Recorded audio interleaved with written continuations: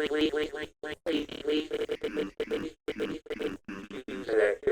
guys, I am back and I'm excited today to bring you a chill with me video. A couple weeks ago, I did a review of The Hunt, and because obviously we cannot go to cinemas at this time, I did a come with me to the lounge room. If you've never seen a come with me video before, it's a series I do on my channel where I go to the movies and I give you an initial reaction of a film. And obviously because we're all stuck inside, I'm really missing doing those videos. And you guys seem to really like the style that I did in the Hunt video. And one of you cleverly dubbed it Come Chill With Me. So now, I guess it's a series.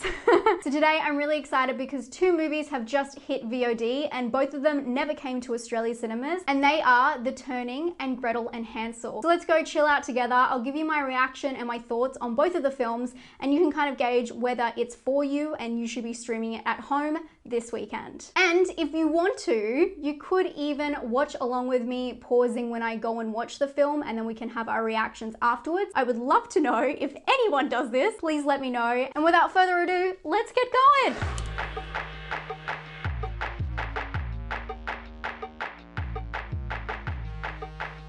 Let's start with The Turning. This one is based on the Henry James novella, The Turn of the Screw. It was actually really hard to miss spoilers for this one when it came out in the US because my Twitter feed was flooded with, I want to say negative is probably putting it nicely, comments about the film. But I was really shocked when I logged on to IMDb today to check out a little bit about the film, and I found out it has a 3.7 out of 10. What? I was not expecting that, and it is the reason I decided to watch this one first. Hopefully starting on the low, ending with the high. We will see though. I have no idea. As normal, I tried to avoid what everyone's opinion was until I made up my own. The director for this film is, and I will not butcher her name, it's here. She is well known as a photographer and a director, and she does a lot of music videos. She's actually well known for her iconic stylization, which I quote is jittery dilation. For example, she did this in Beautiful People by Marilyn Manson. But besides that, I don't know too much about this film. It stars Mackenzie Davis, Finn Wolfhard, and Brooklyn Prince. I was gonna read the novella that this was based on, but I decided against it because all of the reviews started coming out, and I didn't want to be more frustrated at the movie than I already had to be, because from the sounds of it, it's not a very true adaptation. And I thought it'd be better to just go completely blind and judge it as a film on its own. I don't know if that was the right move or not, but let's find out and let's watch The Turning. Finally!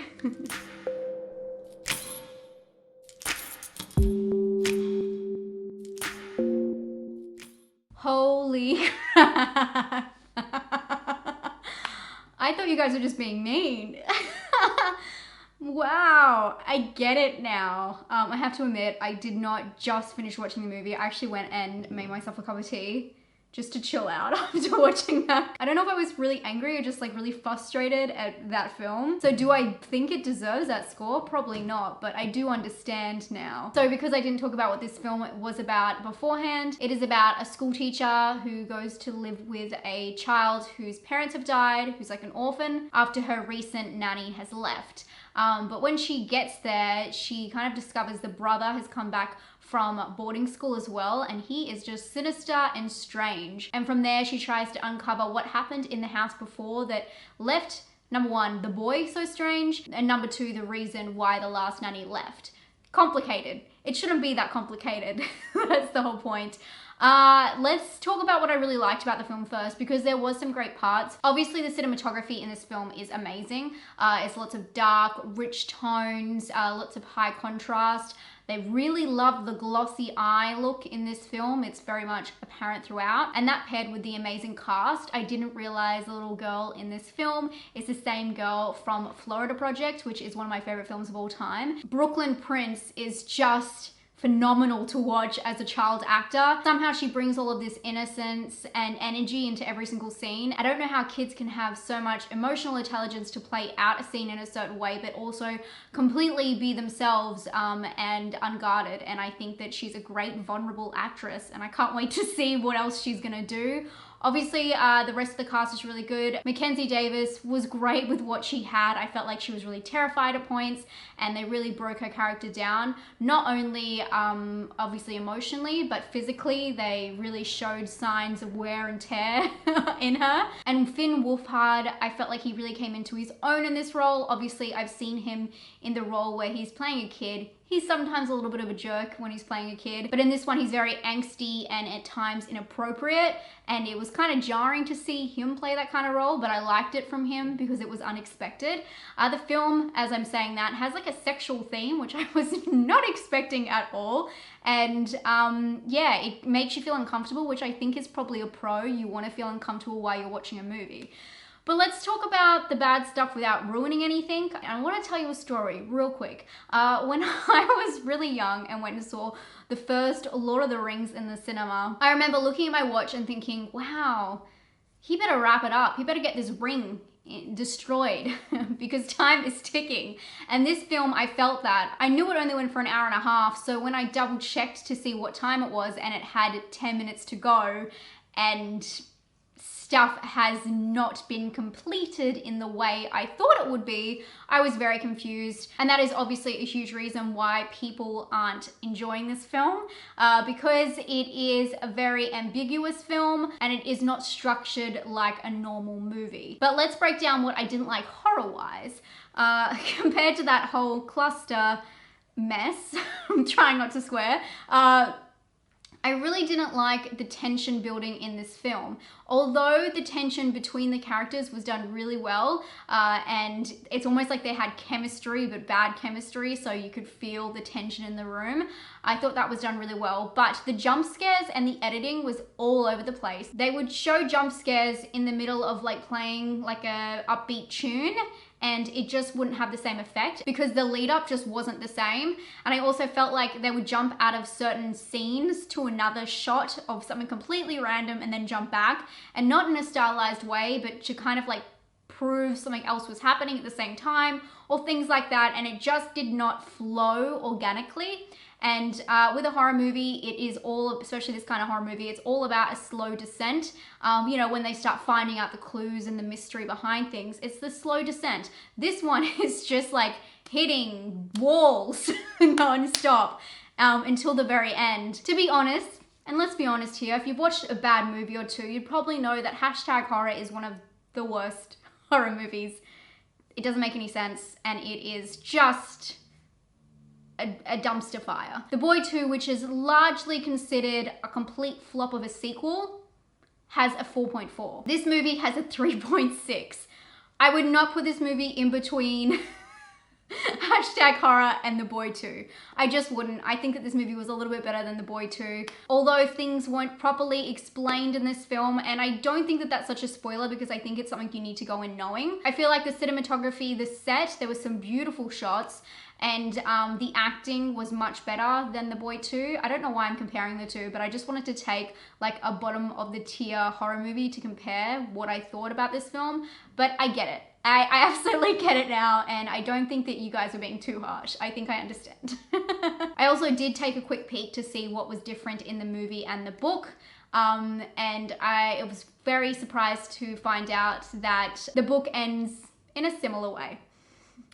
Yeah, whether that's done in a better way, who's to say? Probably is. My rating for The Turning is a 4 out of 10. If I gave half marks, I would be probably giving it a 4.5.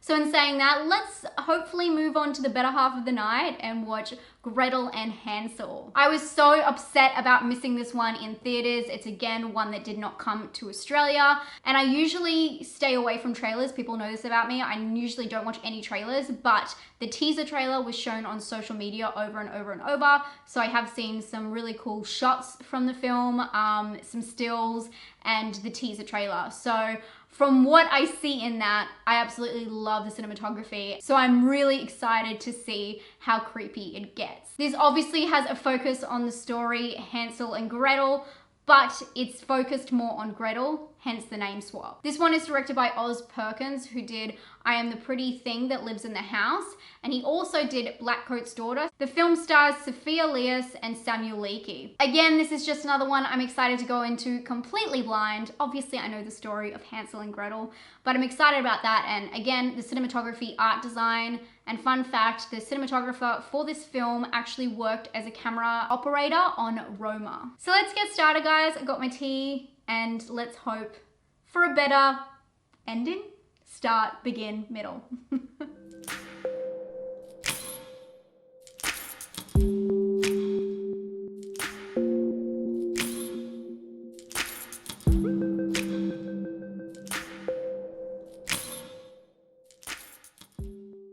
Hi friends, I just finished watching Gretel and Hansel, and wow, I am a fan of this film. Although this film wasn't perfect for me, and I will get into why, I was very surprised that I haven't seen more hype about this film, but I'm not sure if it's because it's had a limited release or something like that. So let me know if you have seen it in cinemas, or if it was available in cinemas in your area, and what country and town and state and province or whatever you're from, so I can gauge that. But I was very interested because this has a wow factor to it. It has some other things to it, but a wow factor definitely, and it has a very strong story. As we know, this is based on the story of Hansel and Gretel, but in this one, how they get to the witch in the woods is a little bit different, and the details behind the story are different, but I will say that the meaning of the story and kind of the message of the fairy tale is still the same. Be careful of gifts, be wary of gifts, and that rings true to both.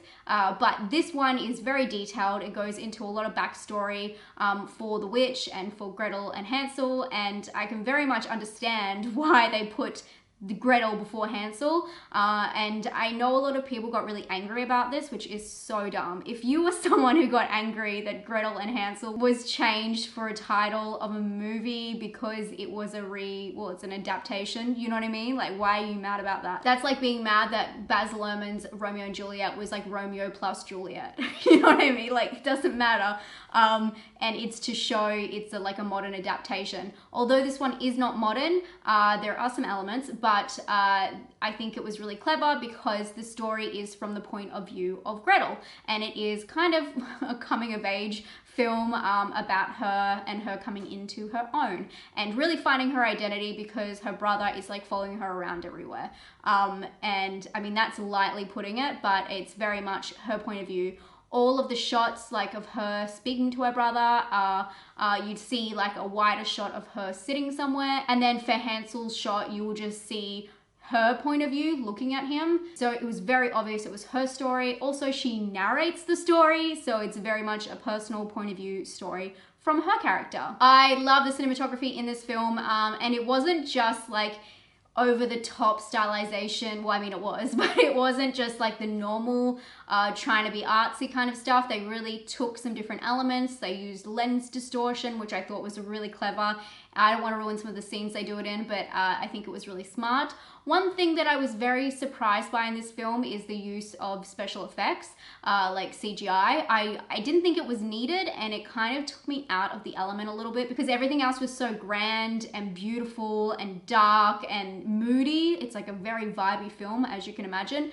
And so I just didn't find the need for special effects in there. And I felt like if they kept out some of the magic elements, and you'll see this is not a spoiler because happens within like the first, I would say, like couple of minutes, you hear like a backstory and you see like one of these elements, and I just felt like it wasn't needed.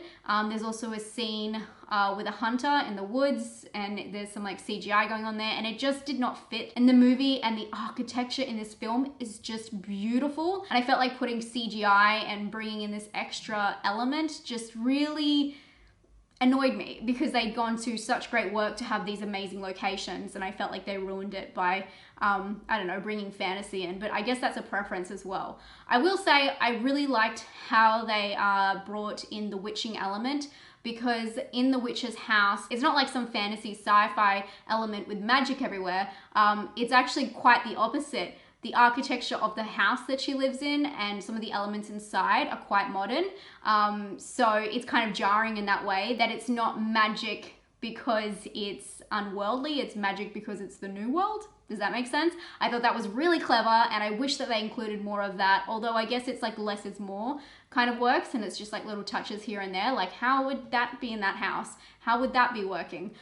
So I thought that was really clever, and I just wish they took the CGI more out of that and just didn't reveal so much of that kind of element, because I felt like everything else was so strong. The dialogue in this film is insane. It was my favorite thing by far. You think that the cinematography and the way everything is presented would be, but the dialogue, every single line meant something and was like a lesson in itself, which is what a fairy tale is like. So I liked that they kept that very true. And I thought it was really clever. I love that kind of stuff. I love fairy tales. If you didn't know this, I actually really love fairy tales. My favorite's Rumpelstiltskin. Absolutely love Rumpelstiltskin. I know they did a movie and it's going to be awful, but I'm a huge fan of that like idea. And I love the whole idea of like this simple but weird ass story that's meant to convey a message to young kids that is usually very messed up. I'm into that. One thing that I do think that the film had working against it is because it is such like an evil versus good element, and we know the characters going into the story. I felt like there was no real arc or more like tension building in the movie because it was so tense from the start. And I mean, there's a lot of like sexism. I guess Gretel's point of view in this day and age and how she's treated as a woman, like everything is so tense with that kind of stuff from the start. And then, you know, you go into the witch aspect and I mean, you hear the backstory before that. And so everything is kind of tense from the start. So there's no real peak in the story, which I guess is good. And this would have been such a good movie to see in the cinemas because of how tense it could have been. But I felt like there was no real like dip and flow. So that was kind of a bummer for me, but I can appreciate because it's a fairy tale. It's kind of like a different structured story anyway. Something I did love about this film was the nods to the fairy tale story. I felt like there was little aspects put... What the...